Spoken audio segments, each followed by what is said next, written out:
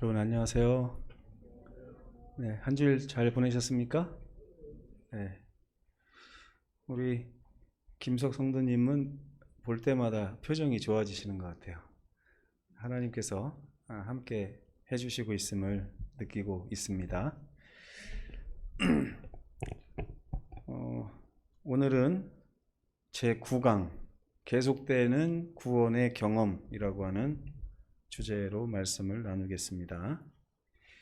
오늘까지가 이제 구원에 대해서 배우고 다음 주에는 또 이제 교회에 대해서 배우겠습니다. 오늘 아주 중요한 내용이니까 잘 따라오시면 좋겠어요.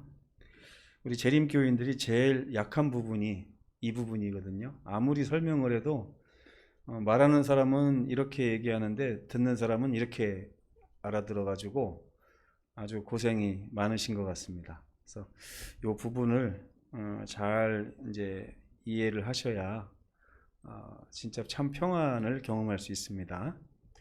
고린도후서 5장 17절에 있는 말씀을 다 함께 읽겠습니다. 시작. 그런즉 누구든지 그리스도 안에 있으면 새로운 피조물이라. 이전 것은 지나갔으니 보라 새 것이 되었도다. 누구든지 그리스도 안에 있으면 새로운 피조물이라. 새 것이 되었도다. 다 여러분들 잘 아시는 단어들이죠. 누구든지 이해 잘 안 되세요? 누구든지 이해가 쉽게 오죠? 누구든지 하면 나도 반드시 포함되는 거 아닙니까? 새로운 피조물, 새롭게 만들어진 어떤 존재라는 뜻이죠. 간단합니다. 새 것이 되었도다. 저희 다나도 새 거를 아주 좋아하는데, 저도 새 거를 좋아합니다. 저 닮아가지고 아이들이 새 거를 좋아하는데, 저는 옷을 사거나 신발 사면 그 자리에서 입거나 신고 나옵니다. 가게에서. 새 거를 좋아해가지고. 근데 이제 새 거라는 개념도 쉽습니다. 그런데 우리가 잘 이제 방황하는 부분은 어디냐? 이 빨간색 글씨죠. 그리스도 안. 뭐 말은 쉬운 것 같은데 잘 안 되고, 감히 내가 범접하지 못할 수준의 어떤 신앙을 말하는 건가? 막 이렇게 생각할 때도 있고 그렇습니다. 이 부분에 대해서 계본교리의 요약을 잠깐 좀 살펴보겠습니다. 하나님께서는 무한한 자비와 사랑 가운데서 죄를 알지도 못하신 그리스도를 우리를 위하여 뭘 삼으셨어요? 죄를 삼으셨어요. 예수께서 죄가 되심으로 말미암아 우리는 죄의 반대말이 뭐죠? 의죠. 그러니까 예수께서 죄가 되심으로 말미암아 우리는 반대로 의가 된 것입니다. 원래는 누가 의고 누가 죄예요? 죄를 알지도 못하신 분이 의죠. 그죠? 우리가 죄입니다. 그런데 예수께서 우리의 입장을 대신 취하심으로 말미암아 우리와 이제 대치가 된 겁니다. 치환했다고 하죠. 이것이 이제 구원의 핵심입니다. 성령의 인도를 받아서 성령께서 안 하시면 아무도 이걸 할 수 없습니다. 성령의 인도를 받아서 첫째 우리는 내 필요가 무엇인지를 스스로 깨닫게 됩니다. 내가 똑똑해가지고 나한테 뭐가 필요한지 깨달았어. 이게 아니라 성령께서 알려주시지 않았다면 우리는 필요조차도 알 수 없는 그런 심각한 질병에 빠져 있었던 것입니다. 혹시 이런 경험 없으세요? 다래끼가 났는데 그랬더니 누가 뭐라 그래요? 저기 한약방에 가면 그 한의사가 지어준 약만 먹으면 다래끼가 금방 낫는데요. 이거를 누가 알려준 거하고 안 알려준 거는 차이가 크죠. 그러니까 성령께서 이것을 우리에게 알려주시지 않으면 우리는 자기의 필요가 뭔지를 깨달을 수 없고, 두 번째, 우리가 얼마나 죄가 많은 연약한 존재. 죄가 많다는 얘기는 여러분 나쁜 놈이라는 뜻이 아니에요. 우리는 죄가 많으면 그분을 뭐라고 얘기하냐면 나쁜 사람이라고 얘기하죠. 그런데 성경은 뭐라고 얘기하냐면 죄가 많으면 그 사람은 연약한 존재다라고 얘기합니다. 이거는 제가 이 개념을 바꾸는데도 굉장히 오래 걸렸어요. 나는 죄가 많으니까 나쁜 놈이다, 아니면 연약한 사람이다? 어떻다는 거예요? 예, 내가 나쁜 놈이 되면 하나님께로부터 자꾸 멀어집니다. 근데 내가 연약한 자가 되어야만 내 연약함을 채워주실 분에게 자꾸 달려가게 돼 있는 거죠. 예. 나의 허물을 회개하며 예수님을, 네 가지입니다. 네 가지. 예수님을 주님으로, 그리스도로, 대치물로, 모본으로 믿는 믿음을 행사할 수 있게 된다. 자, 보세요. 이 구원에 있어서 최고 중요한 게 여기 나옵니다. 뭐냐면 예수님을 어떻게 받아들이느냐 하는 것이 내 구원하고 가장 큰 밀접한 관계가 있다는 거예요. 그래서 이제 가이사랴 빌립보에서도 예수께서 사람들이 나를 누구라 하느냐, 너희는 나를 누구라 하느냐, 이렇게 말씀하셨죠. 김희영 집사님에게 예수님은 누구시냐는 거예요. 집사님에게 양정모 장로님은 누구십니까? 그러면 금방 답이 나오죠. 예. 예전에 어떤 할머니, 할아버지가 이제 서로 이제 문제 맞추기에 나와가지고 막 퀴즈를 푸는데 얘기 들으셨죠? 할아버지가 딱 뭘 펼치니까 거기 뭐라고 나왔냐면 천생연분 이렇게 나오니까 김희영 집사님이 장로님한테 여보 우리 사이를 뭐라 그러지? 그랬더니 뭐라고 대답해요? 왼수 이렇게 왼수. 아니 두 자 말고 네 자로 했더니 평생 왼수 이렇게 대답을 했대잖아요. 그렇죠? 근데 예수님은 우리의 평생 왼수가 아니라 뭐로요? 첫째, 예수님 우리의 주님이시다. 나의 주인이 예수님이라는 거예요. 여러분, 우리가 누군가를 남편으로 인정을 하면 그때부터는 다른 남자 쳐다보면 돼요, 안 돼요? 네? 안 되죠? 그거 가지고서 아이고 난 그러면 남편 못 만들겠네 이렇게 하실 분 있습니까? 당연한 거죠, 그죠? 우리가 예수님을 주님으로 나의 주인으로 영접하는 것이 구원입니다. 그분이 나의 주인이면 더 이상 내 삶의 주인이 내가 돼서는 안 돼요. 그렇죠? 근데 많은 분들이요 여기서 실패하고 넘어집니다. 입술로는 주여 주여 하는데 마음으로는 주님을 주님이라고 하지 않고 내 마음의 주인이 누구예요? 나예요, 나. 나는 이걸 하고 싶은데 주님께서 이걸 하라고 하면 누구 말을 듣기가 쉽습니까? 아유 주님 오늘 비 와가지고요 빨리 가서 저거 비설거지 안 하면 큰일 나는데요. 아니야 교회 가자. 아니야 말씀 보자. 아 주님 잠깐만 기다리십시오. 얼마나 자주 우리가, 그러니까 예수님은 우리에게 주님이실 때가 거의 없어요. 제가 볼 때 그렇습니다. 두 번째, 그리스도, 기름 부은 자, 메시아. 그렇죠? 나의 죄를 담당하실 분으로 우리가 주님을 삼냐 이거예요. 그 얘기는 뭐냐? 내가 나의 연약함을 느낄 때마다 주님에게 늘 달려가서 해결하느냐 이 얘기죠.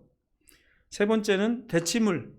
내 죄가 주님의 공로로 인하여 대치됐기 때문에 그 죄책감으로부터 벗어나야 돼요.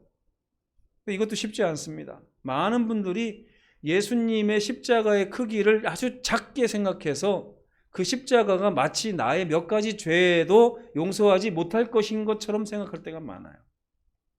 네 번째는 모본입니다. 예수님은 우리의 누구시라고요? 모본. 주님이 가는 발걸음을 내가 흉내내야 돼요. 제가 걷기 운동을 제주에서 좀 배웠는데 풍암호수에 가서 이렇게 걷다 보니까 예전에는 몰랐는데 사람들 중에 똑바로 걷는 사람이 거의 없더라고요. 똑바로 걷는 사람이. 어떤 사람은 막 이렇게 걸어요. 막 이렇게 걷고. 어떤 사람은 뭐 땅을 보고 막 이렇게 걷고 막 이러는데 제가 갑자기 아이디어가 생각났어요. 뒤에다가 이렇게 뭘 좀 써갖고 붙이고 다녀야겠다. 나는 그래도 제주에서 걷기 연맹에 소속돼 있던 사람이었기 때문에 뒤에다가 저처럼 걸어보세요 하면서 써놓고서 한번 걸어볼까 생각을 해봤어요. 걸을 때 제일 중요한 건요, 이 손이 엄지를 펴셔가지고 똑바로 이렇게 하늘을 찌르면서 걸으셔야 돼요. 이게 손바닥이 뒤에 보이면 이거는 안 좋은 징조랍니다. 손바닥이 이렇게 뒤에서 볼 때 손바닥이 보이면 건강에 안 좋은 거래요. 우리 나중에 걷기를 해보는데 저보고도 아주 심각하다고 그래서 이제 이걸 일부러 엄지를 펴고 이렇게 걷기 연습을 했더니 걸음걸이가 딱 좋아지더라고요. 모분. 예수님이 가시는 대로 오늘도 살면서 예수님 걸어가시는 대로 나도 걸을 것이냐. 이 네 가지를 합쳐서 뭐라고 하냐면 믿음이라고 그래요. 믿음. 내가 이 네 가지로 주님을 바라보고 주님을 영접하고 주님과의 관계를 맺고 살 때 이거를 믿음을 행사한다고 써 있습니다. 구원을 받아들이는 이 믿음, 구원을 받아들이는 것이 바로 예수님을 이 네 분의 예수님으로 이렇게 영접하는 거예요. 제가 네 분이라고 해서 죄송한데. 그리고 이 믿음은 거룩한 말씀의 능력에서 나오고 하나님의 은혜의 선물이라. 그리스도로 말미암아 우리는 의롭게 되고 하나님의 자녀로 입양됩니다. 우리가 잘해서 입양되는 게 아니라 어느 순간 예전에 초등학교 때 제 짝꿍 중에 하나가 갑자기 성이 바뀌었어요. 강가였는데 갑자기 최가로 바뀌었어요. 저는 몰랐어요. 야, 너는 강씨가 싫어서 최씨로 개명을 했냐? 그랬더니 그 친구가 뭐라 하냐면 나도 어제까지 몰랐어 이러더라고요. 나도 어제까지 몰랐어. 왜? 나도 모르는 사이에 내가 고모네 집에 입양을 갔어. 이렇게 되는 거예요. 입양이란 이런 거더라고요. 입양이라는 것은 죄의 세력에서 구원을 받는다. 또 성령을 통하여 우리는 거듭나고 성화된다. 성령은 우리의 마음을 새롭게 하고 우리의 마음에 하나님의 사랑의 법을 기록하신다. 다 누가 하세요? 지금 보니까 성령의 인도를 따라서 자기의 필요를 자각하고 죄악의 아주 심각한 것을 인정하게 되고 나의 허물을 회개하여 예수가 필요함을 깨닫고 예수님을 주인으로 맞아들이고 예수님을 그리스도로 맞아들이고 예수님을 대성물로 맞아들이고 예수님을 모본으로 삼아 살아가는 이 삶을 믿음을 행사하는 구원받은 자의 삶이라고 말하고 있는 것입니다. 이것은 전적으로 성령을 통해서 우리에게 주어지는 하나님의 선물이죠. 그리스도로 말미암아 하나님의 자녀로 입양되고 죄의 세력에서 구원을 얻고 성령을 통하여 우리가 거듭나고 성화된다. 성령은 우리의 마음에 하나님의 법을 기록하신다. 다 하나님 세 분이 하시는 거네요. 그죠? 그리하여 우리는 비로소 거룩한 생애를 살 능력을 받는다.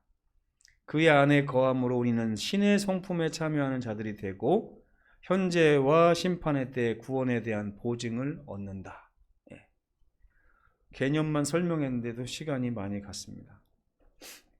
이것을 좀 설명을 좀 풀어서 하려고 제가 좀 적어왔는데요. 성경에서 구원은 과거, 현재, 미래에 해당되는 구원이 있습니다. 예수께서 과거에 이미 우리 구원을 성취하셨고요. 현재 우리는 구원을 누릴 수 있고요. 그리고 미래에는 하나님이 주시는 정말 완전한 구원이 우리에게 이르러 오게 될 것입니다. 하는 것이 성경이 말하는 이 삼박자 구원이라고 할 수가 있겠습니다.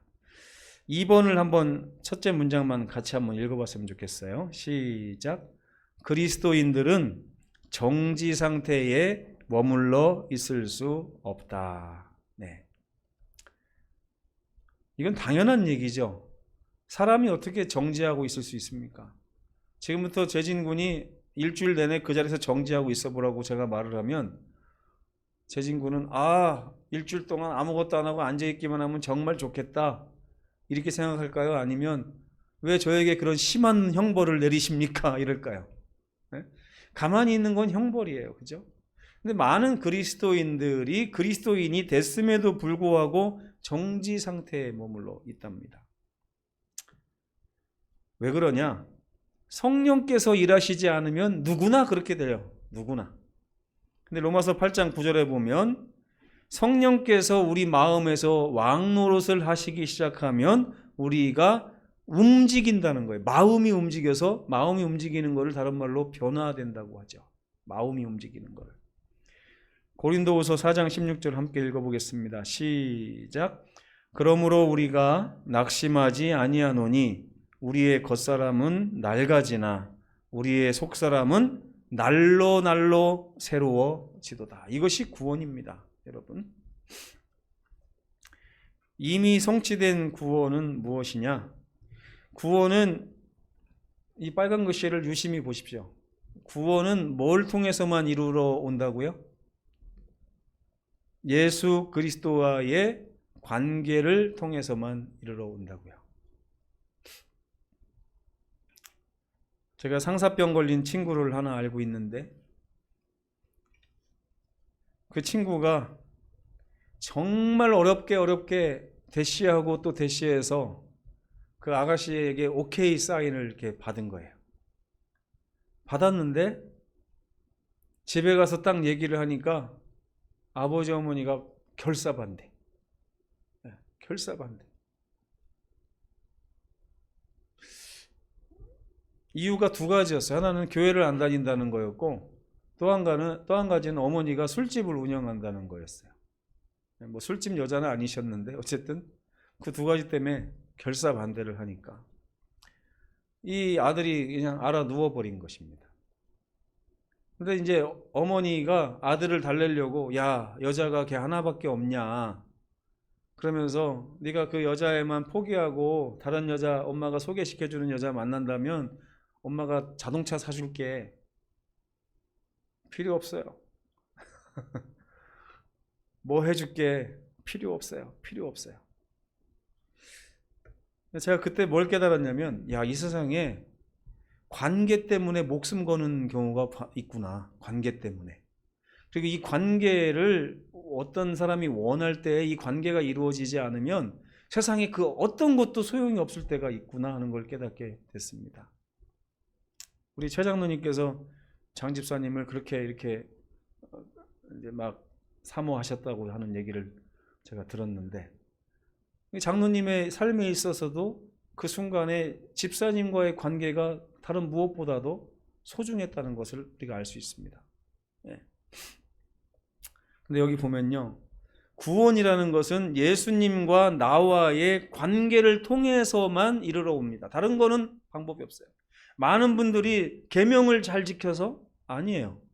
많은 분들이 안식일 잘 지키고 교회를 잘 다니고 헌금을 많이 해서 아니에요. 구원은 전혀 그런 것들하고 연관되어 있는 것이 아니라 예수님과의 관계에 의해서만 이르러 옵니다. 네. 나는 그 교회 가면 자리가 편해서 그 교회 가. 나는 그 교회 가면 피아노 소리가 좋더라. 나는 그 교회 가면 밥이 맛있더라. 이런 식으로 신앙을 하는 게 아니라 예를 들면 나는 그 교회 목사님이 너무 좋아서 그 교회에 가. 나는 그 교회 장로님들이 너무 좋아서 그 교회에 가. 이것이 신앙이라는 거예요. 한 단계 더 발전을 시키면 나는 그 교회 다니면 뭐가 어떻고 뭐가 어떻서 그래서 그런 것이 아니라 나는 그 교회 가면 예수님이 너무 좋아서 그 교회에 가. 이것이 신앙이라는 거예요. 이것이 구원이라는 얘기입니다. 자, 예수께서는 그래서 예수님과 내가 그런 관계 속에 딱 놓이게 되면 예수께서는 죄인인 나에게 계속해서 무엇인가를 행하시면서 나를 은혜로 이끌어 가십니다. 첫째는 뭐냐? 나를 회개하게 하고 자복하게 하고 용서받게 하고 칭의를 주시고 성화를 주신다는, 이건 다 누가 하시는 일이에요? 다 예수님이 하시는 일이에요. 내가 예수님과 관계에 딱 놓여지게 될 때 예수께서 나에게 하시는 일입니다. 제가 예전에 나 회개를 못해서 어떡해, 나 자복을 못해서 어떡해, 나 용서 못 받아서 어떡해, 나 의롭지 않아서 어떡해, 나 성화되지 않아서 어떡해, 이걸로 고민한 적이 너무 많았어요. 근데 이게 예수님이 하시는 일이더라고요.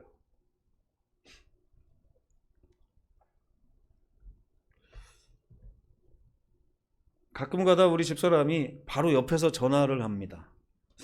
옛날 같으면은 이제 전력 낭비라고 어머니한테 혼났을 것 같은데 불과 8m, 7m 사이에서 전화를 벽 하나 사이에 두고 전화를 해요. 전화를 받으면 여보 올 때 쓰레기통 가져와, 여보 올 때 2층에서 뭐 가져와, 자꾸 시켜요. 그래서 제가 아니 저 사람은 뭔데 이렇게 날 자꾸 시키지? 이제 이렇게 생각할 때가 있어요. 예. 나를 도대체 뭘로 생각하는 거지? 예. 관계에 의하여 이런 일이 가능해집니다. 그렇죠? 예. 만약에 관계가 없는데 자꾸 전화해 가서 뭘 시키면 어떻게 돼요? 예.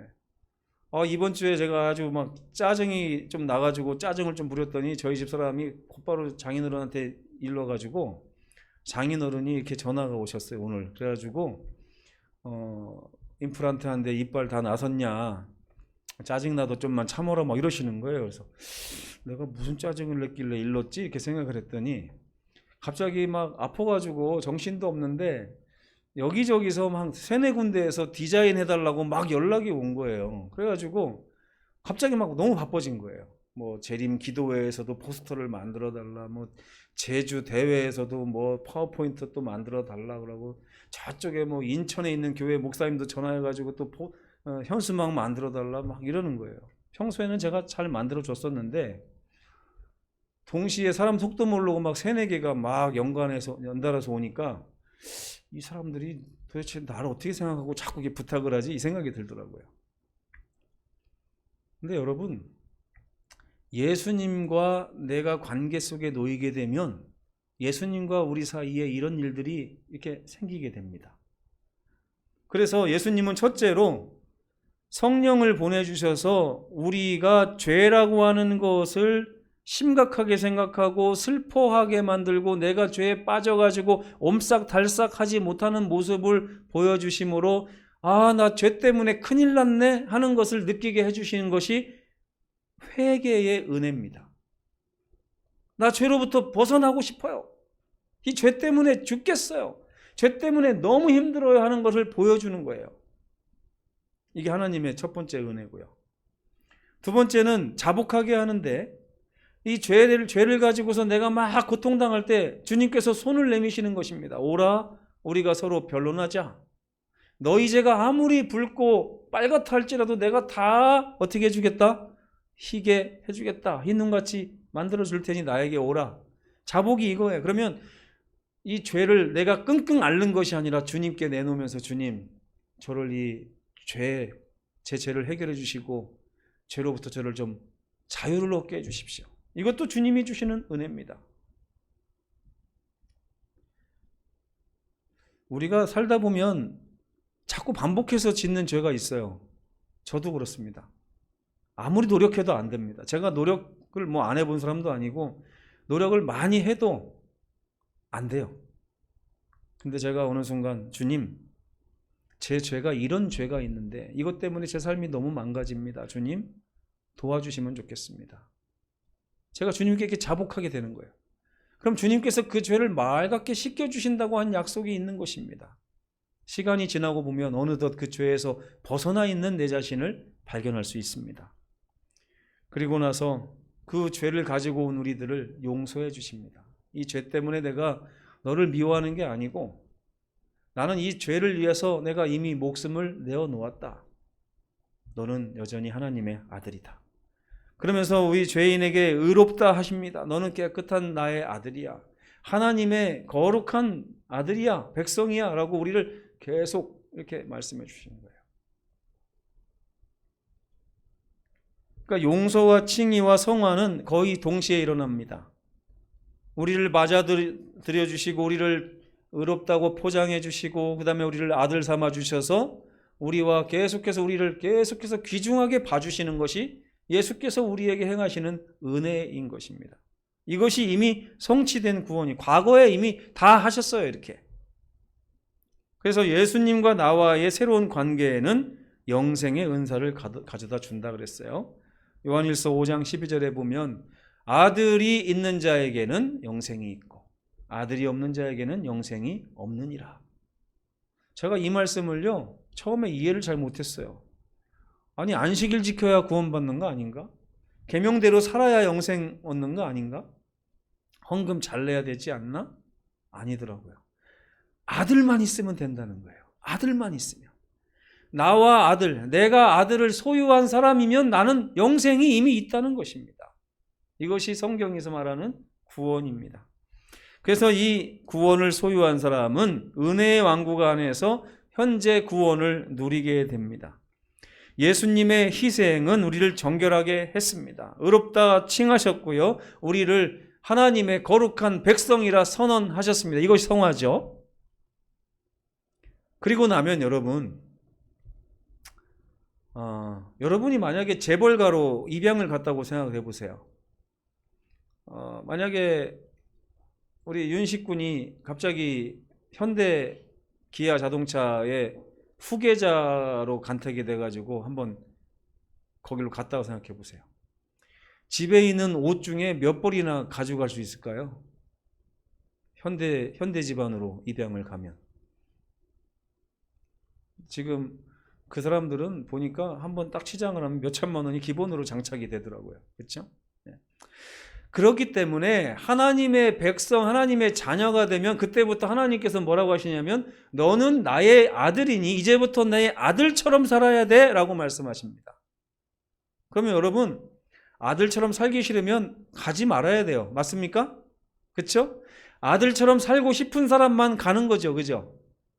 아들처럼 살고 우리 다나도 아마 그런 요청이 오면 아빠 미안해하고 갈 것 같아요. 요즘에 보니까. 네? 근데 가면 어때요? 간다고 하는 거, 내가 가기로 선택했다는 거는 가서 그 집 아들처럼 살겠다는 거 아닙니까? 그죠? 그러니까 구원받은 백성들에게 하나님은 어떤 부르심을 주시냐면 거룩한 하나님의 아들처럼 살아라 하는 그런 부르심을 주시는 거예요. 하나님은 너희는 더 이상 가난뱅이가 아니야. 이제 내 아들이니까 내 아들처럼 살아야 돼 라고 말씀하시는 거예요. 그 음성을 여러분 감사하게 느껴지세요? 아니면 아주 귀찮게 느껴지세요? 그런 부르심이. 네? 이제부터 김남우 장로님은 500만 원 이하짜리 옷은 입으면 절대 안 됩니다. 감사하죠? 네, 감사한 것입니다. 이제 딱지치기, 구슬치기는 더 이상 하시면 안 돼요. 적어도 골프는 치셔야 되고. 네? 그렇습니까? 그리고 이제 저기 영화관에 갈 때도 뭐 이렇게 가장 기본 좌석은 더 이상 앉으시면 안 됩니다. 적어도 위대한 하나님의 아들이라면 제일 앞에 로얄석을 앉아야 되는 거예요. 좋습니까? 싫습니까? 감사한 일 아니에요? 근데 우리 이 감사한 일조차도 우리에게는 자꾸만 짐으로 느껴지게 하는 것이 마귀의 계략입니다. 현재 우리는 하나님의 아들로서 살아야 되는 놀라운 특권을 받은 사람임에도 불구하고 자꾸만 우리는 마귀의 자식처럼 살으라고 하는 유혹 가운데 빠져 있습니다. 세상 온통 마귀의 자식들이 많기 때문에 유튜브를 봐도 마귀의 자식들, 그죠?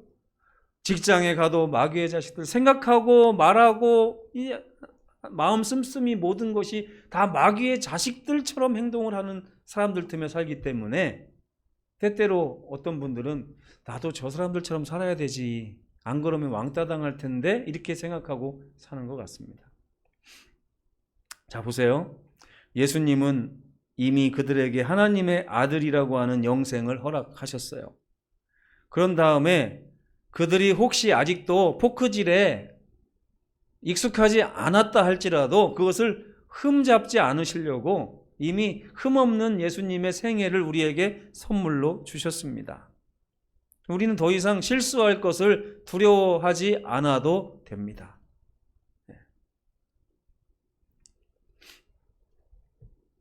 제가 가난뱅이 집안에서 태어나갖고 나중에 20몇 살 먹고 호텔에 처음 갔는데 호텔에 가가지고 어떻게 해야 될지를 모르겠더라고요. 어떻게 해야 될지를. 그 룰을 모르는 거예요. 그 사람들의 삶의 양식도 모르고. 그랬더니 우리 친구가 제 손을 잡더니 나만 믿고 따라와 이러더라고요. 제가 그게 무슨 말인지를 몰랐어요.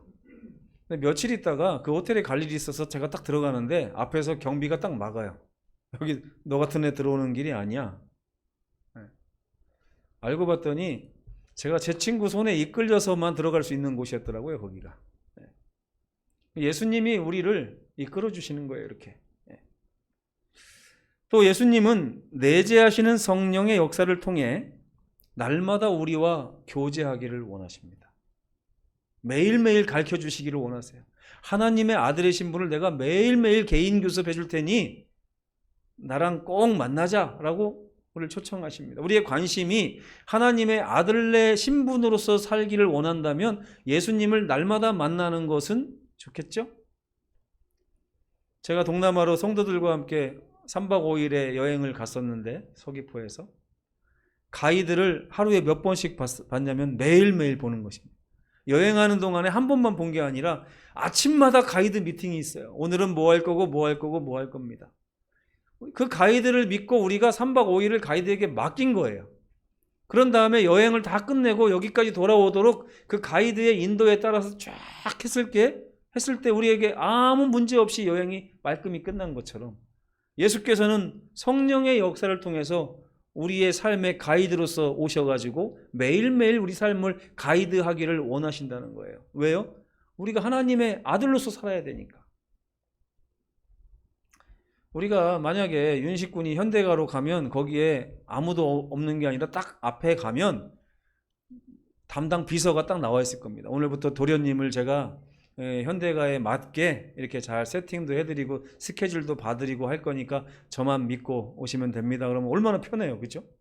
예수께서 하늘나라 백성으로서 부족함이 없도록 우리를 가이드해 주신다는 거예요. 가이드를 따라가다 보면 어떤 일이 발생하냐면 하나님의 잃어버린 형상을 회복하게 되는 것입니다. 참 구원은 참 친절한 것 같아요. 하나님께서 우리의 문제를 다 해결해 주셨을 뿐만 아니라 우리가 하늘나라에 가서 하나님 자녀로 살기까지 아무런 불편함이 없도록 모든 그 단계마다 메커니즘을 다 준비해 놓으셨다는 거예요. 프로그램을. 다 누구를 통해서? 예수님을 통하여. 로마서 8장에 보면 그 예수님은 우리를 끊어지지 않는 사랑으로 우리를 당신과 꽉 붙들어 매셨다고 그랬어요. 아무도 그 줄을 끊을 수 없다고 그랬습니다. 얼마나 좋습니까? 그렇게 되면 예수님이 재림하실 때 우리는 영광의 왕국으로 들어가서 영원토록 행복하게 살 일만 남게 됩니다. 예수께서는 세상에 3번 오십니다. 3번. 첫 번째 2000년 전에 오셨을 때는 내가 십자가에서 내 피를 흘림으로 너희 대신 죽을 것이다 라고 하는 십자가의 약속을 이루시기 위해서 오셨습니다. 그리고 나서 다시 승천하셨죠. 그 다음에는 재림의 약속이 있었어요. 이 재림은 왜 오시느냐? 내가 너희를 위하여 거할 처소를 예비하러 가노니 가서 처소를 예비하면 내가 다시 너희를 데리러 와서 너희를 나에게로 영접하여 나 있는 곳에 너희도 있게 하리라 말씀하시려고 오신 것입니다. 그 약속을 지키시기 위하여. 3번째는 앞으로 1000년 후에 또 오실 건데 우리를 그동안 그토록 괴롭혔던 악한 마귀 원수 사탄을 심판하겠다라는 약속을 이루시기 위해서 오신 것입니다. 이 기간이 한 7000년 정도 걸리는데요. 우리가 예수님이 재림하게 되면 하늘에 올라가서 1000년 동안 왕노릇하다가 1000년 후에 하늘에 있는 진짜 예루살렘 성이 이 지구로 내려오게 된다고 계시록에는 기록해 놨습니다. 성이 이렇게 옮겨오면 우주의 수도 하나님의 보좌가 일로 이동을 하는 거잖아요. 그죠? 그렇기 때문에 이 지구가 십자가가 세워졌던 이 지구가 온 우주의 수도가 되는 것입니다. 거기에서 하나님은 친히 우리와 함께 하시고 우리도 하나님과 함께 하며 영원토록 낙원에서 살게 될 것이다. 그래서 세상을 이때 오셔서 악한 마귀의 세력을 불로 심판하시고 정결케 하신 다음에 새 하늘과 새 땅으로 다시 창조해 주신다고 그랬어요. 그리고 구원받은 자들과 영원히 그곳에서 함께 살게 될 것입니다. 행복하십니까, 여러분? 이 정도 행복한 거죠, 지금 우리가. 근데 정말 우리가 지금 구원의 즐거움을 누리고 있다면 우리의 아멘은 날마다 더 커질 것이라고 생각합니다. 우리는 구원에 대한 잘못된 이해로 지금 신음하고 있습니다. 구원은 전적으로 예수 그리스도께서 주시는 은혜요, 하나님의 선물입니다. 예수님은 우리의 구원을 다 이루어 놓으신 다음에 우리를 그분 앞으로 초청을 하시는 거예요. 다 개인적으로 부르십니다. 최태식 장로님도 예수님이 개인적으로 부르시고 김희영 집사님도 개인적으로 부르셔가지고 내가 너의 구원에 관한 일을 다 책임지고 할 테니 나를 따라오겠느냐라고 물어보시는 거예요. 지금 당장. 그러면 예수께서 그분이 준비해 놓으신 이 길로 우리를 쭉 인도하시면서 너희가 나를 떠나서는 아무도 아버지께로 올 자가 없느니라고 하신 그 말씀을 우리 삶에서 이루어 주실 것입니다. 그분을 따라서 갈 때 우리는 종착지에 도착하게 되는 것입니다. 다시 한번 말씀드리지만 구원은 예수님과의 관계에서 시작되고 관계에서 마쳐집니다. 예수께서는 당신을 따르는 자들에게 영생을 선포하시고 그들을 책임지시고 하나님의 형상을 회복시키시며 재림의 날까지 보존하셨다가 우리를 저 낙원으로 이끄셔서 영원 복락을 누리게 하실 것입니다. 그럼 4번을 한번 읽어보겠습니다. 보라색 글씨 시작. 모든 것은 예수께 달려있다. 우리는 예수와의 관계를 누려야 하고 그분의 품 안에서 하나님의 구원하시는 은혜를 누려야 한다. 그래서 사도 바울은 예수는 오직 우리의 자랑이다. 나의 자랑은 예수님이다 라고 말한 것입니다. 예수님과 관계가 가까워지지 않으면 헌금을 200억을 해도 아무 소용이 없습니다. 나에게 이루어지는 게 없기 때문에 그렇습니다. 부디 계속되는 이 구원의 경험, 예수님과 함께하는 이 구원의 경험이 우리 성도들을 날마다 하나님의 형상으로 변화시키는 놀라운 체험이 되기를 간절히 바라면서 오늘 말씀을 마치겠습니다.